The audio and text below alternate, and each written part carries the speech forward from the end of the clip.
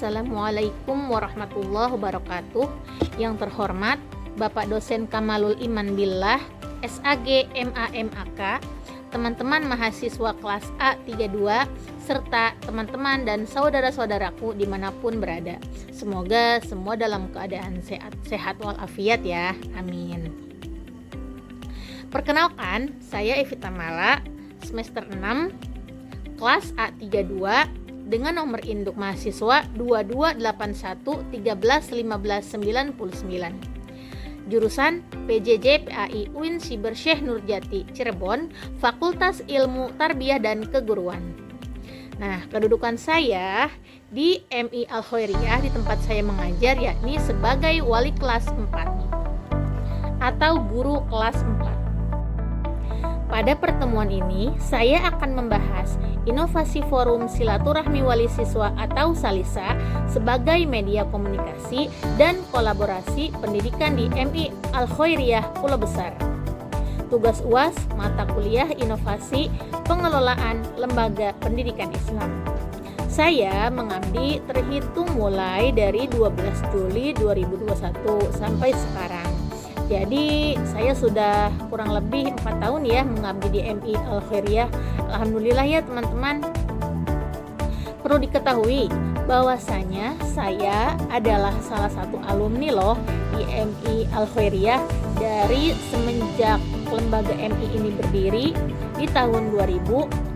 Angkatan saya menjadi siswa pertama dan lulusan pertama di MI Al-Khairiyah pada tahun 2007 dengan jumlah siswa 19 siswa waktu itu pada saat angkatan saya. Ya lumayan agak sedikit ya.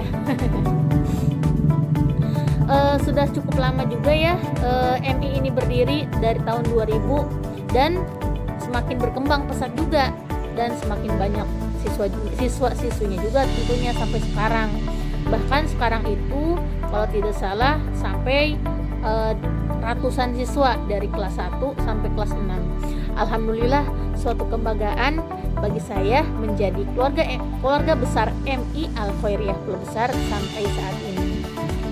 Alasan saya senang memilih profesi guru di tingkat MI yang pertama yaitu untuk memberikan dedikasi sebagai alumni. Nah, suatu kebanggaan bagi saya ketika saya diminta langsung oleh kepala madrasah yakni Ibu Hajah Anak SW Astuti SPD melewati rekan saya waktu itu di MI juga. Beliau sama alumni seperti saya. Beliau itu mengatakan bahwasanya ibu kepala madrasah ingin memberdayakan alumni terlebih dahulu untuk menjadi tenaga pendidik dan bagian dari keluarga besar MI. Dan juga dengan banyak pertimbangan dan izin dari suami tentunya saya menerima tawaran untuk bergabung di MI Al-Khairiyah dari tahun 2021 sampai saat ini. Dan yang kedua, panggilan hati untuk mendidik dan membentuk karakter anak-anak sejak usia dini. MI merupakan jenjang pendidikan dasar yang sangat penting dalam membangun fondasi ilmu pengetahuan, akhlak, dan keimanan siswa. Saya merasa bahagia bisa menjadi bagian dari proses tumbuh kembang anak-anak dalam suasana religius dan penuh kasih sayang.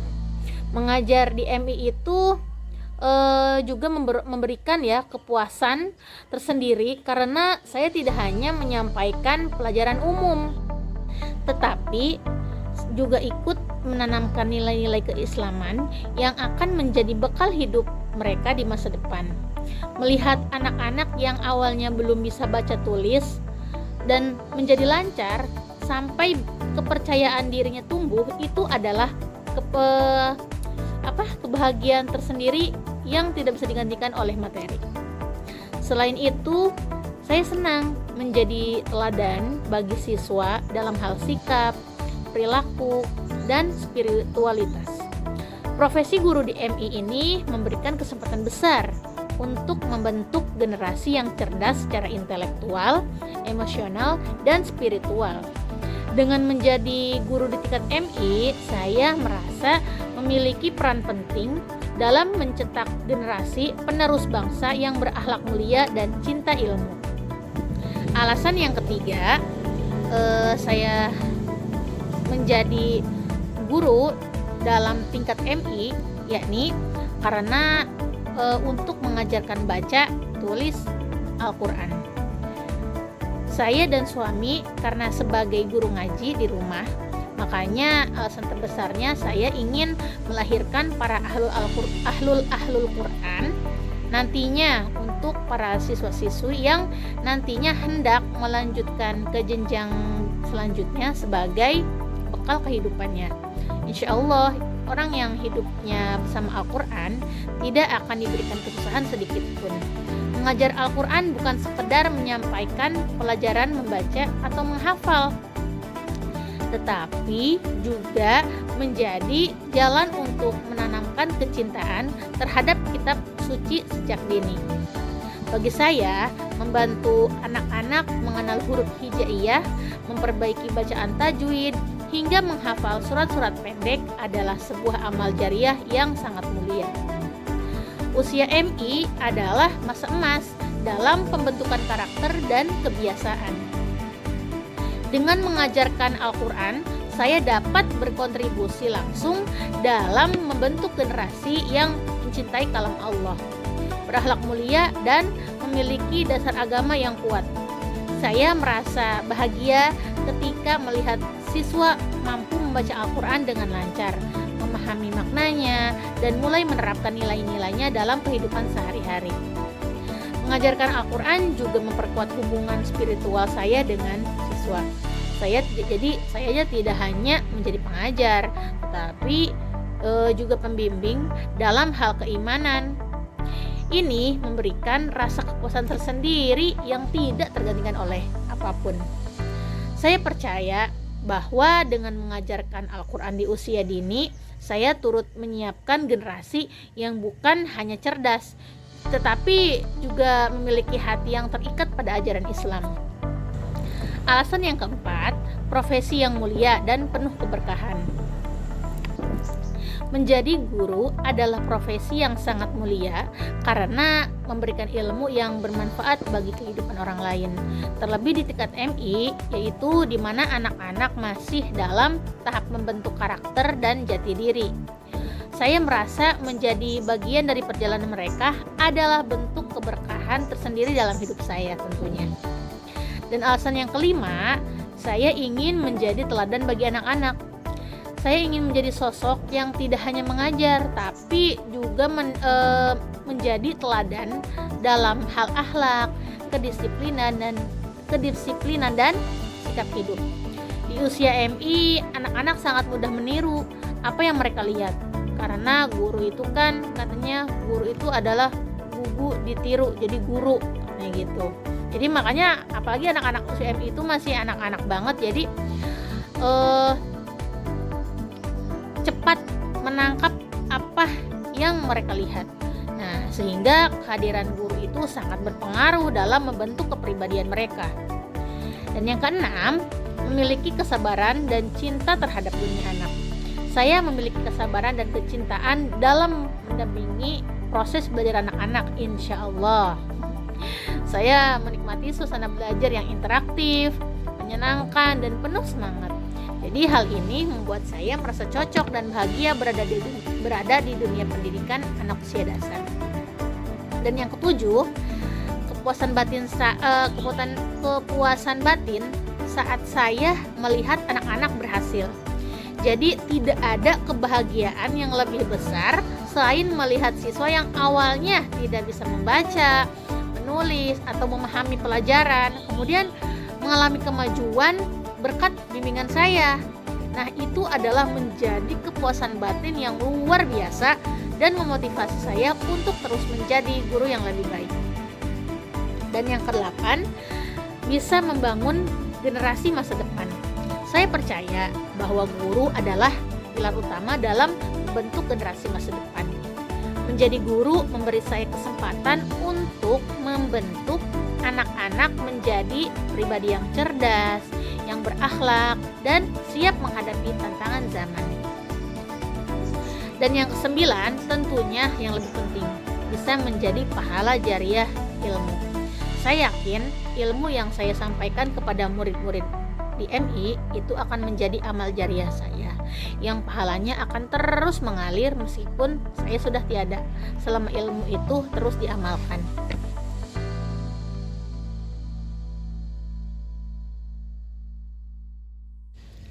Sekarang saya akan menggambarkan beberapa deskripsi tentang lembaga saya tempat mengajar. Tempat saya mengajar yaitu namanya Madrasah Ibtidaiyah Swasta Al-Khairiyah atau bisa disebut MIS Al-Khairiyah atau MI Al-Khairiyah yang beralamat di Kampung Pulau Besar, RT 15, RW 5, Desa Karang 1, Kecamatan Karangbahagia, Kabupaten Bekasi, Provinsi Jawa Barat. Gambaran umumnya, MIS Al-Khairiyah atau MI Al-Khairiyah merupakan salah satu sekolah jenjang MI berstatus swasta yang berada di wilayah Kecamatan Karangbahagia, Kabupaten Bekasi, Jawa Barat. MI Al-Khairiyah didirikan pada tanggal 14 Juli 2000 dengan nomor SK pendirian yang berada dalam naungan Kementerian Agama. Operator yang bertanggung jawab adalah Bapak Samad Hidayatullah SPD. Dengan adanya keberadaan di MI Al-Khairiyah diharapkan dapat memberikan kontribusi dalam mencerdaskan anak bangsa di wilayah Kecamatan Karangbahagia, Kabupaten Bekasi. Sekolah ini dikenal dengan kualitas pendidikannya yang tinggi, dibuktikan dengan akreditasi A yang diperoleh pada tanggal 19 Oktober 2016. MI Al-Khairiyah berkomitmen untuk memberikan pendidikan yang berkualitas kepada para siswa dan siswinya. Sekolah ini memiliki akses internet yang memadai untuk menunjang proses belajar mengajar serta dilengkapi dengan berbagai fasilitas penunjang lainnya. Sebagai lembaga pendidikan yang bernaung di bawah Kementerian Agama, MI Al-Khairiyah berperan penting dalam mencetak generasi muda yang berakhlak mulia dan berilmu pengetahuan. Sekolah ini terus berupaya meningkatkan kualitas pendidikannya untuk menghasilkan lulusan yang siap bersaing di masa depan. MI Al-Khairiyah di bawah naungan Yayasan Al-Amanah Pulau Besar yang mempunyai dua lembaga, yakni MI Al-Khairiyah dan yang kedua SMPIT Cendekia Amanah. Mempunyai 12 rombongan belajar ya. Berikut struktur organisasinya. Nah, ini Bapak Ibu, teman-teman semuanya, ini adalah data guru dan tenaga kependidikan MI Al-Khairiyah Pulau Besar. Nah, ya bisa dilihat ya.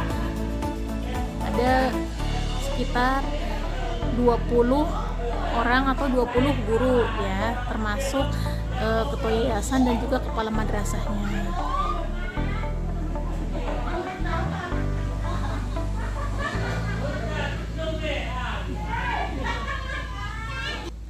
Nah, ini saya spill beberapa foto guru yang terpajang di ruang guru MI Al-Khairiyah Pulau Besar.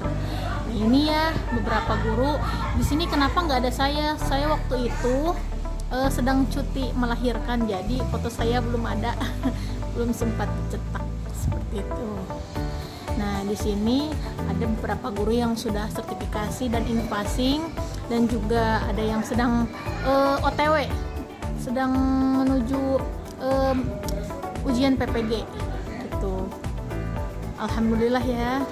Sebelum kita menjelajahi ruangan per ruangan, saya akan menunjukkan visi, misi, dan tujuan terlebih dahulu MI Al-Khairiyah Pulau Besar. Nah, di sini sudah terlihat ya, visinya itu mewujudkan peserta didik yang berprestasi dan berakhlakul karimah. Sedangkan misinya, yang pertama, terwujudnya kualitas proses belajar mengajar. Kedua, terwujudnya disiplin warga madrasah. Dan yang ketiga, menumbuh kembangkan bakat dan minat siswa melalui kegiatan ekstrakurikuler. Dan yang keempat, terwujudnya budaya Islami bagi warga MI Al-Khairiyah. Nah, tujuannya di sini, pertama, siswa beriman dan bertakwa kepada Tuhan Yang Maha Esa dan berakhlakul mulia.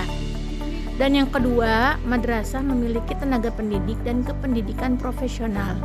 Dan yang ketiga, siswa memiliki dasar-dasar pengetahuan, kemampuan, dan keterampilan untuk melanjutkan pendidikan pada jenjang yang lebih tinggi. Dan yang keempat, siswa memiliki perilaku terpuji dan menjadi tauladan bagi teman dan masyarakatnya.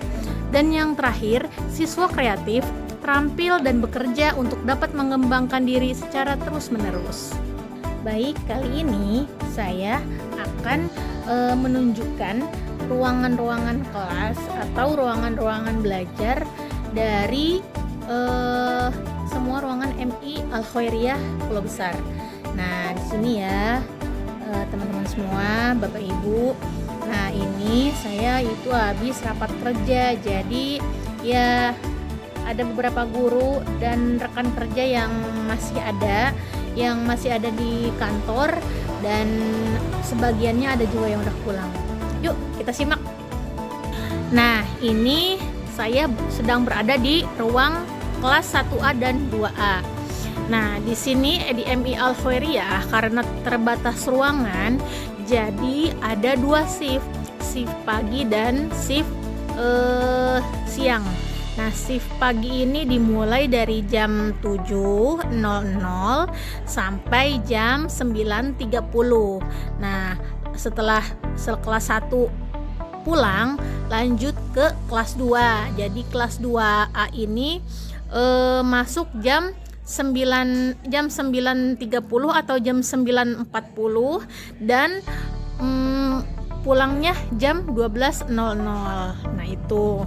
Jadi shift pagi dan shift siang. Nah, ini untuk ruang kelas 1A dan 2A. Nah, ini untuk ruang kelas 1B dan 2B ya.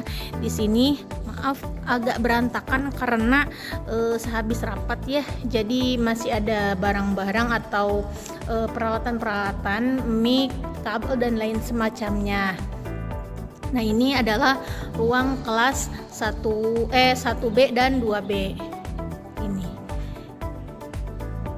Ini ruang kelas 1A dan 2A.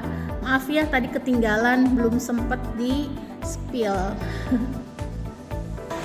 Nah, sekarang saya berada di depan kelas ruang kelas 3A dan 3B. Kita coba lihat yuk gimana keadaan kelasnya. Wah, dikunci ternyata. Oke, sayang sekali kita tidak bisa masuk, cuman hanya bisa di depan kelasnya saja. Nah, tapi ini kita sudah ada ya di depan ruangan kelas 3A dan 3B. Posisinya itu bertepatan di samping kantor. Nah, ini sedang ada beberapa guru yang sedang beristirahat, yang sedang menyelesaikan rapat. Kita coba ke atas ya. Nah, di atas sini jadi di MI Al Khairiyah gedungnya itu tingkat 2. Jadi yang di kelas bawah itu untuk khusus kelas 1, 2, 3, dan yang untuk di atas untuk kelas 4, 5, dan 6. Oke, seperti ini ya keadaan siswa-siswi kalau lagi libur. Sepi banget. Nah, ini adalah ruang kelas 4 ya. Tergantung ini tergantung jumlah murid ya, dan juga memang keterbatasan ruangan juga. Biasanya itu kelas 4 adalah gabungan dari kelas 3A dan 3B. Jadi pas masuk kelas 4 langsung digabung. Bayangkan ya betapa membeludaknya jumlah siswanya kalau digabung. Nah, ini keadaan kelas 4 ya. Sudah bisa dilihat bagaimana kondisinya. Alhamdulillah sudah rapi dan siap untuk belajar nanti hari Senin. Nah, ini untuk ruang kelas 5. Karena kelas 5 juga gabungan, waktu sebelumnya kelas 4 gabungan dari kelas 3A dan 3B, sama kelas 5 juga cuman ada satu kelas aja, nggak ada 5A, nggak ada 5B, cuman kelas 5. Nah, kita lihat kondisi ruangan kelasnya. Oke, Alhamdulillah ya, sudah rapi, sudah siap untuk menyambut tahun ajaran baru. Nah, ini saya sudah sampai di depan kelas 6A ya. Karena pada awalnya angkatan kelas 6 ini angkatan yang paling banyak jumlahnya, jadi kelas 6 itu tidak bisa digabung karena jumlah angkatannya itu ada sekitar 80 orang ke atas, 80 siswa ke atas, maaf. Nah, jadi kelas 6 tetap dipisah. Ada kelas 6A dan kelas 6B. Tuh. Ini adalah ruangan kelas 6A. Bisa dilihat ya, rapi, alhamdulillah. Nah, ini sebelahnya adalah kelas 6B. Nah, ini adalah ruang kelas 6B. Maaf, jadi di kelas ini beberapa kelas ada yang pintunya yang tidak ada. Jadi ya mungkin karena keterbatasan fasilitas ya seperti itu. Jadi ya minim penjagaan seperti ini. Ya, keadaannya. Lihat. Oke. Nah, ini adalah ruang guru plus ruang kepala sekolah. Ini ya, ibu-ibu, bapak-bapak, teman-teman semuanya, ini adalah ruang guru dan ruang kepala sekolah MI Al-Khairiyah Pulau Besar. Bisa dilihat ya dari sini.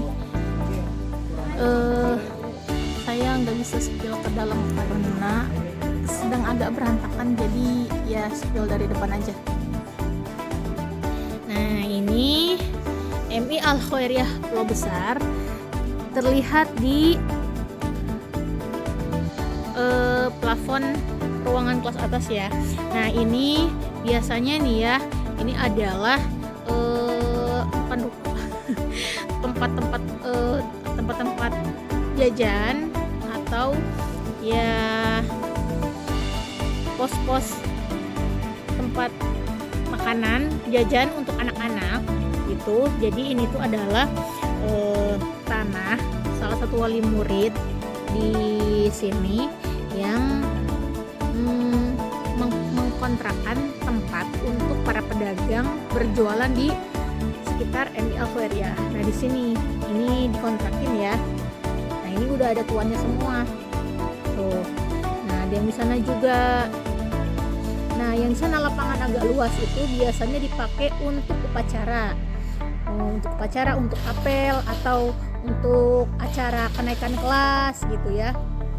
Nah, di sana biasanya suka dibikin acara-acara besar biasanya, karena kalau di lapangan sini enggak muat ya.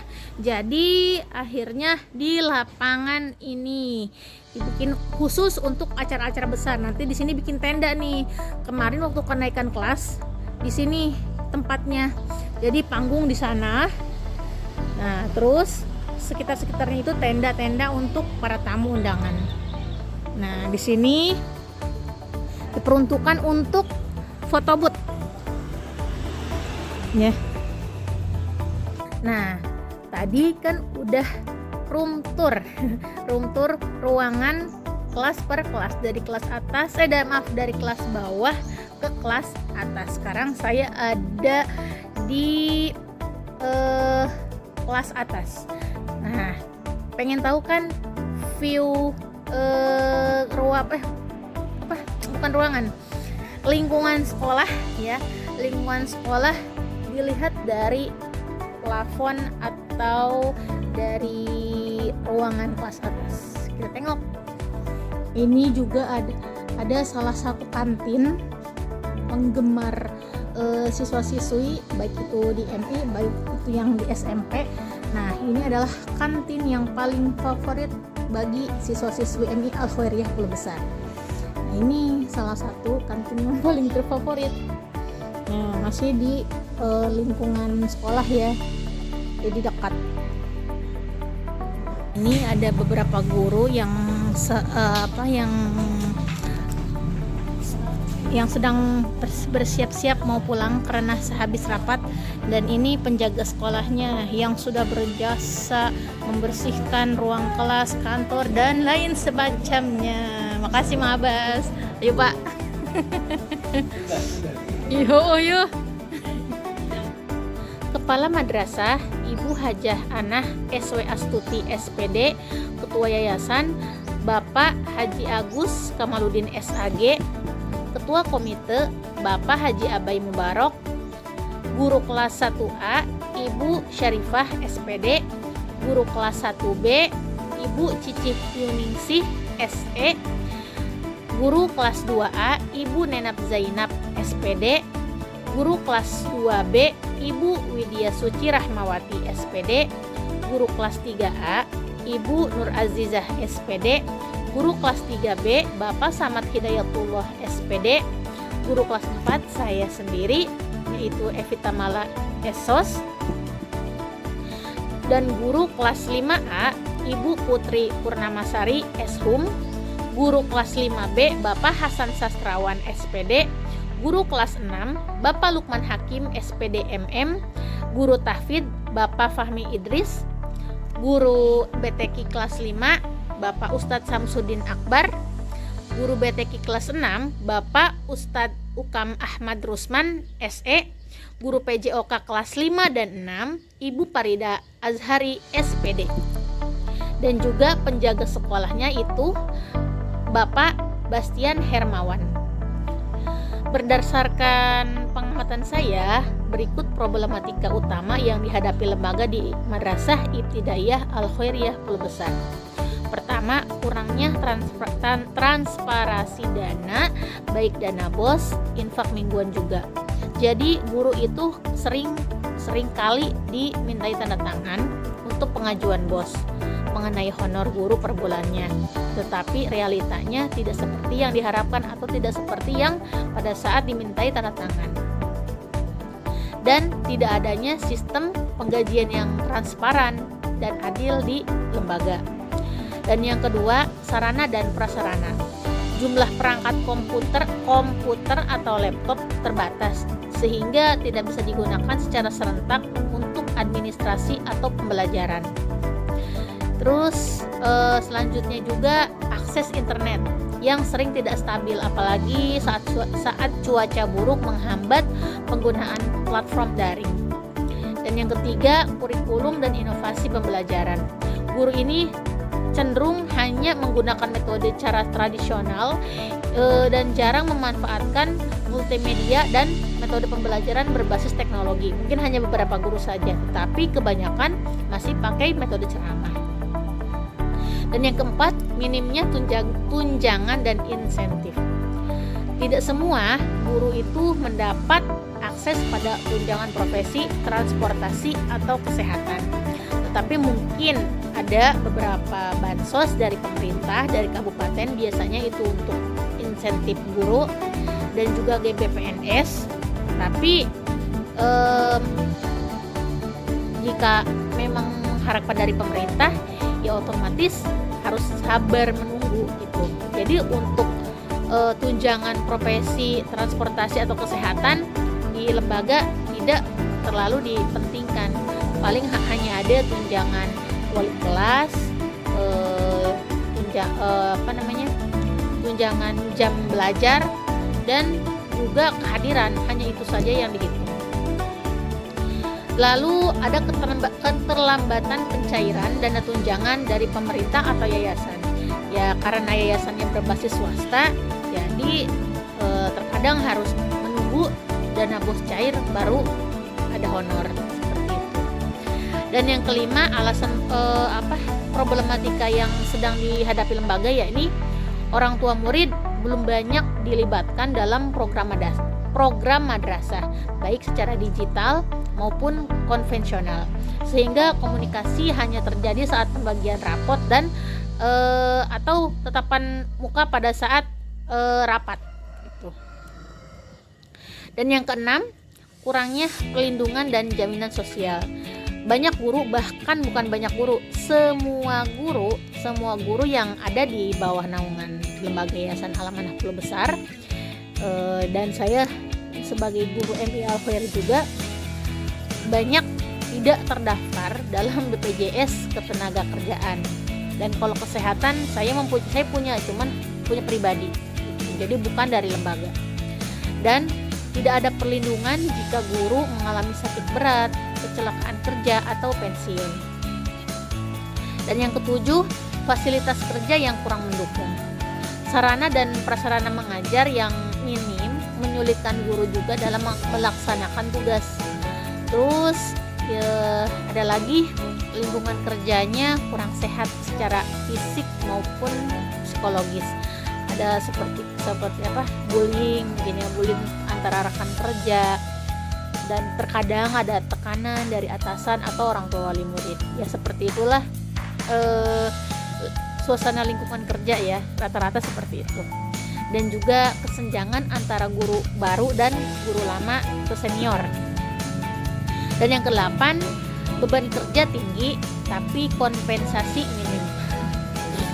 Guru itu sering dibebani tugas tambahan seperti administratif, ekstrakurikuler atau piket, atau ada sekarang pembimbing sholat duha tapi tanpa tambahan honor. Jadi ikhlas beramal tuh bener-bener ikhlas beramal. Jadi tugas tambahan seperti ada ekstrakurikuler atau pembimbing sholat duha, jadi tidak ada hitung-hitungannya di honor, tidak ada. Target dan evaluasi kinerja yang tidak realistis tanpa disertai dukungan atau pelatihan. Kurangnya apresiasi dari lembaga terkait pengabdian guru yang sudah mengabdi puluhan tahun dan memberikan dedikasi yang lebih untuk lembaga. Jadi tidak ada reward bagi guru yang senior atau bagi yang sudah lama mengabdikan segalanya untuk lembaga. Jadi itu mungkin ya curhatan dari guru lama yang saya tahu, bahwa tidak ada apresiasi atau mungkin reward dari yayasan atau kepala sekolah kepada guru senior atau kepada guru yang sudah lama berdedikasi kepada lembaga. Dan yang terakhir, target pencapaian kompetensi peserta didik belum sepenuhnya maksimal. Misalkan program unggulan di lembaga ini kan adalah tahfidz dan calistung, baca, tulis, dan berhitung. Tapi sampai saat ini belum ada tindak lanjut.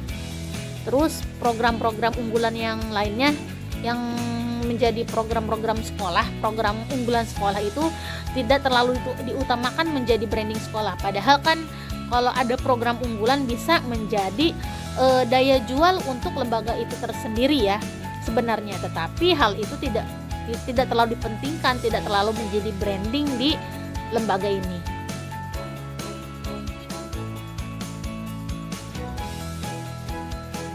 Nah, sekarang rancangan inovasi, tantangan, hambatan, dan solusi.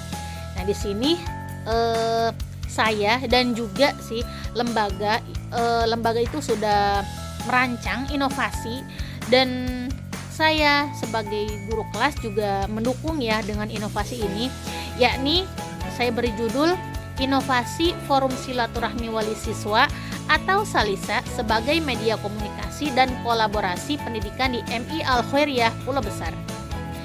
Nah, di sini saya akan menggambarkan latar belakang inovasi terbentuk. Jadi di tengah tantangan pendidikan masa kini, sinergi antara sekolah dan orang tua menjadi kunci keberhasilan proses belajar anak. Sesuai yang saya jelaskan tadi, bahwa problematika lembaga yakni orang tuanya dan pihak lembaga itu kurang berkomunikasi masalah pendidikan anak. Jadi inovasi ini adalah hal yang terbaik menurut lembaga, dan kami sebagai Dewan Guru MI Al-Khairiyah menjadi media komunikasi untuk membahas pendidikan anak dan membahas tentang apa saja permasalahan pendidikan anak saat ini. Jadi di MI Al-Khairiyah Pulau Besar muncul kebutuhan akan wadah khusus yang memfasilitasi komunikasi yang lebih aktif, kolaboratif, dan bersifat kekeluargaan antara pihak sekolah dan para wali siswa tentunya. Nah, dari sinilah inovasi Salisa lahir. Nah, selanjutnya saya akan deskripsikan lengkap inovasi ini seperti apa. Salisa atau Silaturahmi Wali Siswa itu adalah forum resmi yang dibentuk oleh MI Al-Khairiyah Pulau Besar untuk menghubungkan sekolah dengan para wali murid secara lebih intensif dan bermakna. Salisa tidak hanya berfungsi sebagai ruang diskusi administratif ya, tetapi juga bisa menjadi tempat untuk menyampaikan aspirasi, membangun partisipasi aktif dalam kegiatan sekolah, serta memperkuat nilai-nilai kebersamaan dalam mendidik anak. Salisa ini tujuannya ada banyak ya sebenarnya ya, tapi yang saya sudah simpulkan nih ada 4 tujuan diadakannya Salisa. Yang pertama itu meningkatkan komunikasi dua arah antara sekolah dan orang tua, dan yang kedua mendorong keterlibatan aktif wali siswa dalam kegiatan pendidikan, dan yang ketiga membangun kolaborasi dalam mendukung karakter dan prestasi siswa, dan yang keempat menguatkan rasa memiliki terhadap lembaga pendidikan. Saya ini akan spill juga ya tentang bentuk kegiatan Salisa itu kayak gimana sih. Nah, di sini ada bentuk kegiatan siswa yang akan saya jelaskan di sini. Pertama, pertemuan rutin Salisa itu 1 minggu sekali per kelas. Jadi membahas perkembangan sekolah dan siswa, bagaimana sih siswa di sini belajar, hasil anak-anaknya memahami materi itu seperti apa, dan juga mungkin pendidikan di rumah orang tua itu mau curhat bagaimana. Nah ini adalah pertemuan Salisa adalah pertemuan penting untuk sesi curhat ya, mungkin bahasa istilahnya seperti itu. Terus forum aspirasi wali ini adalah untuk sesi khusus bagi wali siswa menyampaikan masukan dan usulan. Mungkin jika ada orang tua wali murid yang mau ngasih pendapat bagaimana memberikan cara metode mendidik anak, atau ada usulan yang lain lah istilahnya kepada wali kelas. Nah dari situlah menjadi media bisa bertukar pikiran, bertukar pendapat dengan wali kelas seperti itu. Terus kelas parenting Islami. Nah, di sini bentuk kegiatan Salisa itu bisa menjadi kelas parenting Islami. Itu seperti pelatihan dan edukasi bagi wali siswa tentang pengasuhan anak-anak berbasis nilai-nilai Islam. Bentuk Salisa yang selanjutnya itu seperti ada kolaborasi kegiatan sekolah. Jadi itu orang tua dilibatkan dalam kegiatan seperti lomba, PHBI, bakti sosial, dan program Ramadan. Dan bentuk Salisa di sini ada lagi seperti jembatan media komunikasi digital ya, seperti dari grup WhatsApp atau Telegram resmi Salisa untuk update kegiatan, informasi penting, dan pengingat. Dampak positif diadakannya Salisa yaitu untuk meningkatnya kedekatan emosional antara wali murid dan guru, dan yang kedua partisipasi orang tua meningkat dalam kegiatan sekolah dan pendidikan karakter. Dan yang ketiga, penyelesaian masalah siswa lebih cepat dan efektif karena komunikasi yang terbuka. Dan yang terakhir, terbangunnya komunitas sekolah yang saling mendukung. Keunggulan inovasi di sini yakni bersifat partisipatif, kekeluargaan, dan solutif. Jadi tidak terlalu formal ya, untuk bahasanya juga bisa sebagai sesi ajang curhat ya, yang tadi sudah saya jelaskan. Jadi Salisa ini adalah momen untuk orang tua yang mungkin punya curahan unek-unek untuk dalam mendidik siswa di rumah gitu. Jadi makanya jadi saling bertukar pikiran, saling bertukar pendapat bagaimana cara mendidik anak baik di rumah maupun di kelasnya. Terus bisa mendorong peran serta wali siswa, yaitu sebagai mitra pendidikan, bukan sekedar pengawas dari luar. Jadi bisa menjadi kerjasama ya antara wali murid dan wali kelas. Dan keunggulannya yang lainnya itu bisa menguatkan nilai-nilai lokal dan keislaman dalam pola komunikasi pendidikan. Berikut tantangan dan hambatan Salisa. Tantangan yang sangat mungkin muncul dalam pelaksanaan inovasi ini,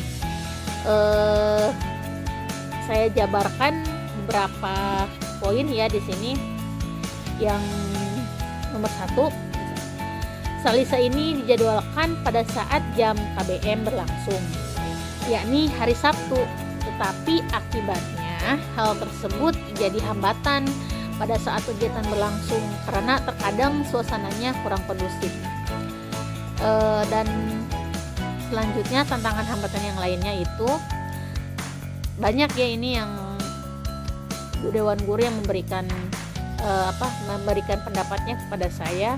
Jadi sebaiknya Salisa ini dilaksanakannya setiap sebulan sekali, tetapi semua perkumpulan wali murid dari kelas 1 sampai 6, jadi tidak per kelas gitu jatahnya. Jadi tidak 1 minggu sekali, walaupun memang jatahnya per kelas. Khawatirnya itu kalau keseringan banget ya, mengadakan Salisa itu efeknya jenuh pada wali murid itu sendiri gitu.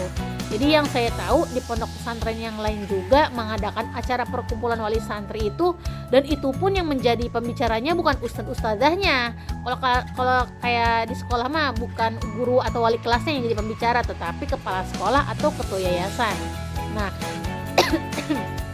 jadi kalau di kalau di pesantren yang lain itu biasanya yang menjadi pembicaranya itu guru besarnya atau bisa dibilang kepala pimpinan pondok pesantren tersebut tuh. Dan tantangan hambatan selanjutnya yaitu tingkat partisipasi wali siswa yang rendah ya.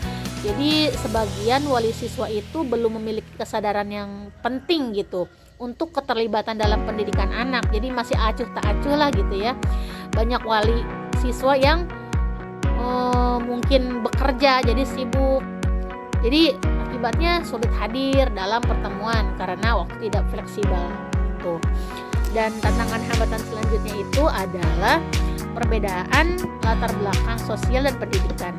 Jadi tidak semua wali siswa memiliki kemampuan komunikasi yang setara, sehingga sebagian besar gitu merasa enggan menyampaikan pendapat gitu. Jadi takut disangka bilang norak lah atau kampungan atau apa, karena ya latar belakang masing-masing orang tua kan berbeda ya. Kadang ada yang mungkin lulusan S1, kadang ada yang SMP, bahkan yang SD, jadi dari bahasanya juga mungkin agak berbeda. Nah, jadi mungkin wali siswa itu merasa minder atau insecure seperti itu. Jadi adanya gap pemahaman antara pihak sekolah dan wali siswa yang kurang berpendidikan formal. Tantangan hambatan yang selanjutnya yakni keterbatasan sumber daya dan fasilitas. Seperti mengadakan forum pertemuan itu belum memadai dari ruang, konsumsi, dan perlengkapan. Jadi waktu ada pelaksanaan Salisa ini ruangnya memakai ruang kelas, sedangkan jamnya jam di KBM, jam aktif KBM. Bayangkan saja kan kalau di ruang kelas di sebelahnya ada kelas yang sedang belajar. Jadi suasana juga kurang kondusif, kurang hikmat itu mendengarkan pembicara yang sedang berbicara. Konsumsi, minimnya konsumsi, paling ada air aja, itu pun yang alhamdulillah gitu ya, ada beberapa wali siswa atau wali murid yang peka terhadap lingkungan sekolah. Jadi kadang ada yang inisiatif sendiri membawa konsumsi masing-masing orang tua untuk disuguhkan kepada pembicara ataupun kepada ibu-ibu wali murid yang lain gitu. Jadi biar tidak jenuh mendengarkan pembicara, jadi bisa sambil makan atau sambil jajan gitu ya. Nah, makanya wali murid di sini bagi yang mungkin peka gitu ya, bagi yang inisiatif sendiri membawa makanan atau konsumsi gitu. Jadi makanya dari sumber daya dan fasilitas itu belum tersedia maksimal karena anggaran khusus untuk operasional Salisa itu belum ada secara berkelanjutan.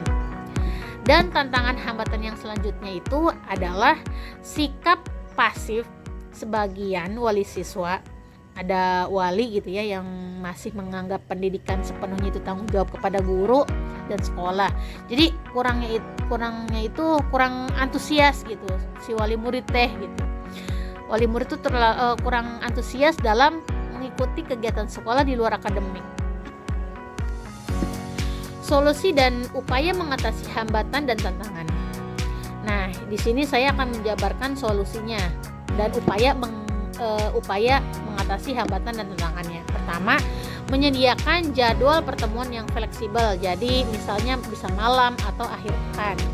Dan yang kedua, mengadakan sosialisasi manfaat Salisa itu seperti apa sih secara langsung dan personal. Jadi ada gambaran ya manfaat Salisa itu seperti apa untuk bisa menumbuhkan rasa ingin tahu atau ingin hadir kepada wali murid itu sendiri. Dan yang ketiga, mendorong keterlibatan wali murid secara bertahap mulai dari kegiatan kecil. Dan yang keempat, memberikan penghargaan simbolik bagi wali murid yang aktif sebagai motivasi. Jadi nanti kalau siapa wali murid yang sering hadir, maka ada reward gitu mungkin, atau ada apresiasi yang kecil-kecilan ya sebagai motivasi orang tua yang lain. Dan yang terakhir, menyediakan alternatif komunikasi luring untuk wali yang tidak memiliki akses digital. Jadi bagi yang orang tua wali murid yang tidak mempunyai HP gitu ya kan, karena di sini kan kampung ya, dan kebanyakan pekerjaannya itu adalah tani ya, mereka itu hanya mengandalkan penghasilan dari panen padi gitu. Jadi makanya tidak ada pekerjaan tetap. Makanya dari itu tidak semua wali murid yang mempunyai akses digital atau gadget HP ya. Jadi makanya untuk memberitahukan wali murid agar untuk bisa hadir, yaitu dengan membuat surat resmi dari kepala madrasah untuk mengundang kepada wali murid di acara Salisa.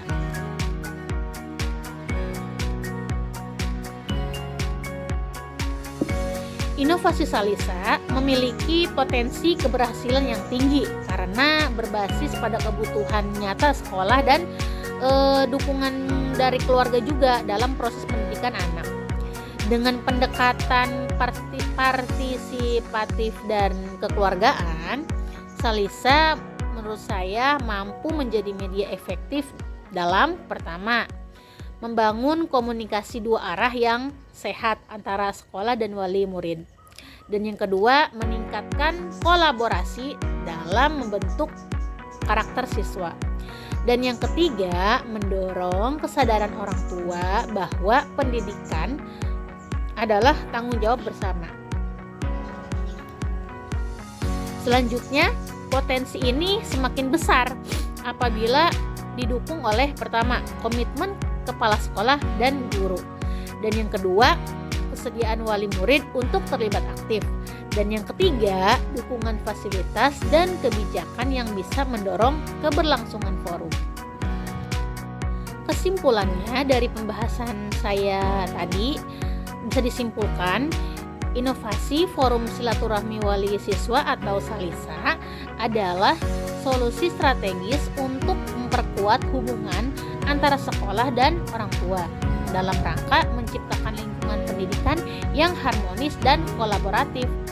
Meskipun dihadapkan pada beberapa tantangan seperti tingkat partisipasi yang belum merata dan kendala teknis juga ya, tapi inovasi ini tetap relevan, aplikatif dan berdaya guna dalam meningkatkan kualitas pendidikan siswa secara menyeluruh. Saran saya untuk inovasi di sini, yang pertama, sekolah perlu membuat agenda rutin dan terjadwal untuk kegiatan Salisa agar lebih terorganisir. Dan yang kedua, perlu adanya evaluasi berkala atas efektivitas forum, baik dari sisi kehadiran maupun dampaknya terhadap siswa. Dan yang ketiga, perlibatkan tokoh masyarakat atau alumni bisa menjadi daya tarik lembaga gitu ya, untuk tambahan meningkatkan partisipasi bagi wali siswa. Dan yang keempat, meningkatkan literasi digital wali siswa agar komunikasi online lebih optimal. Harapan saya di inovasi ini, yakni diharapkan Salisa ini dapat menjadi model komunikasi dan kolaborasi pendidikan yang inspiratif dan juga berkelanjutan di lingkungan MI Al-Khairiyah Pulau Besar tentunya.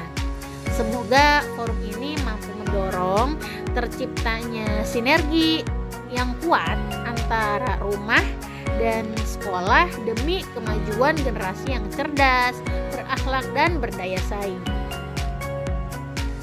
Forum Silaturahmi Wali Siswa atau Salisa bukan sekedar forum formal ya, tetapi sebuah gerakan moral untuk menghidupkan nilai-nilai kebersamaan dalam mendidik anak bangsa.